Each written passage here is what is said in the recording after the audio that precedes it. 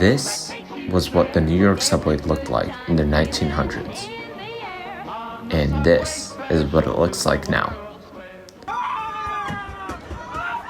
It wasn't long ago when American transit was the envy of the world.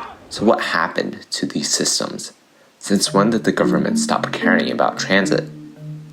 This is a story of how American public transportation failed. There's one car that takes you anywhere Cars. you want to go. They're fast, don't need to stop anywhere, and can be driven at any time. With the Interstate Highway Act of 1956, streets were built everywhere as cars became a staple. American lifestyle shifted to suburban sprawl and car commuting, leaving transit in the dust with far fewer riders and funds. In a country where essential services are separated by miles of asphalt road, the disadvantaged people without cars must rely on archaic transit, a relic of the past. According to a research paper by the IDDP, only 5% of LA jobs and residents are accessible within an hour by transit.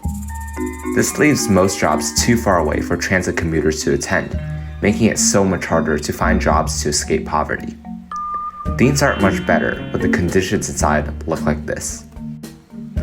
Compare this to the Japanese bullet train system, a system that is never late and connects all the important destinations in Japan. Lower wealth gap, less traffic, cheaper transportation, cleaner air. These benefits have been echoed countless times by transit systems like Japan, but American governments are still too ignorant to follow through. To truly see the tragedy of transit, consider taking a bus instead of driving the next time you travel. Notice the empty, worn-out seats or how many minutes the bus is late, and consider what it must be like to rely on these services every day. Spread the word to those you know and vote for politicians dedicated to transit reform. The fight for public transit is ultimately the fight for a better society. We can improve transit together, station by station, bus by bus, track by track.